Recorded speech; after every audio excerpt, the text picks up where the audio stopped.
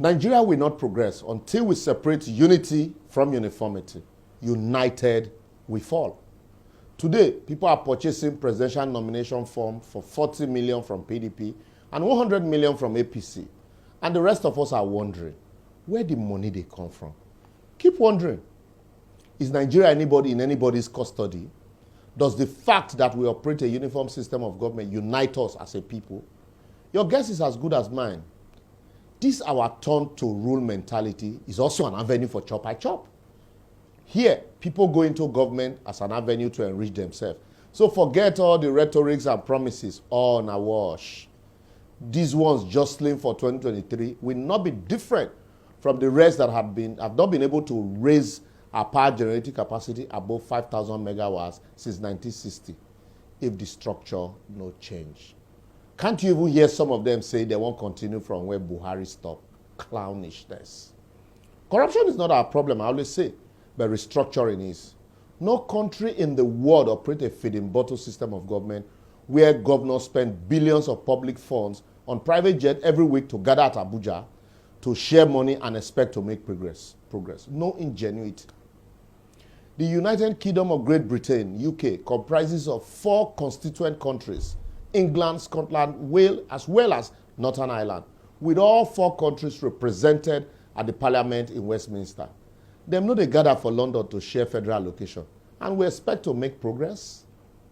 The last time we saw redevelopment was in the First Republic when we practiced regional government. After that, all we have had is growth, not development. Tell me, which government since then had been able to replicate what Awolowo, Akintola, Ahmadu Bello, Tafawa Balewa, or Zik of Africa and Mike Opara did for their various regions.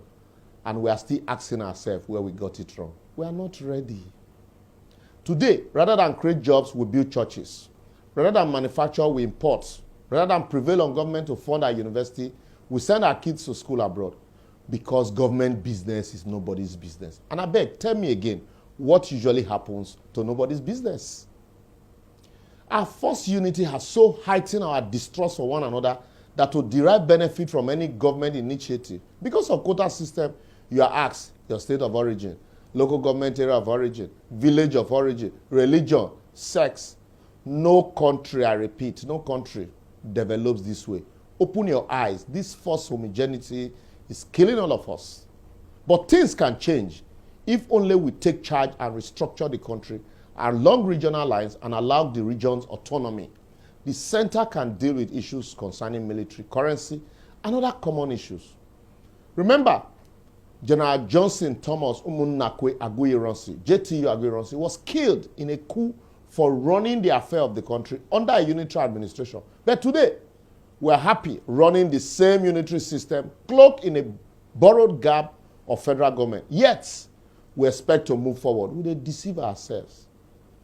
No wonder, no matter how strong a leader is in his sphere, region, or state in Nigeria, the moment he or she is elevated to the center, failure becomes his second name. If I lie, ask CBN Governor Emefiele, or Fashola as work or power minister, Abina Oshibanjo, Amechi, Akpabio, and co.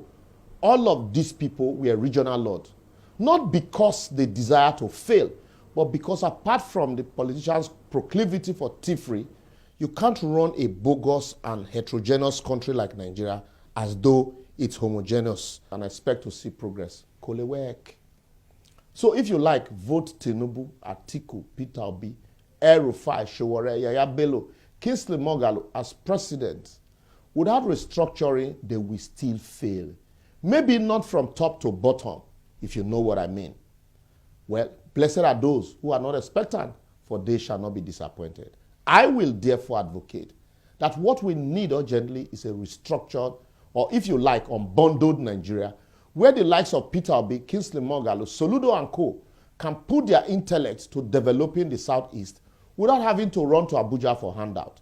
Same way the Tinubus, Showore's, Fashola, Oshibanjo and co. can harness the resources of the West for its good and benefit, just like Awolowo did, while the Zulums, El-Rufai, Atiku and Tambuwa will be engaged in transforming the arable land in the north into the food basket of not just Nigeria, but also south of the Sahara, just like Ahmadu Bello did. Amechi, Wike, Oshomole, Udom and co. will have their hand filled trying to navigate the rich South-South from poverty to prosperity, even as the North Central will be busy harnessing the numerous resources therein, just the way we had the pyramid of those days. Until this is done, if you like, bring Barack Obama to govern Nigeria.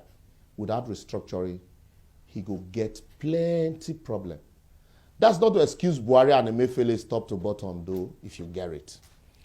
Well, if you agree with us or even disagree with us, simply follow us on all our social media platforms shown on your screen, and let's have a conversation on this.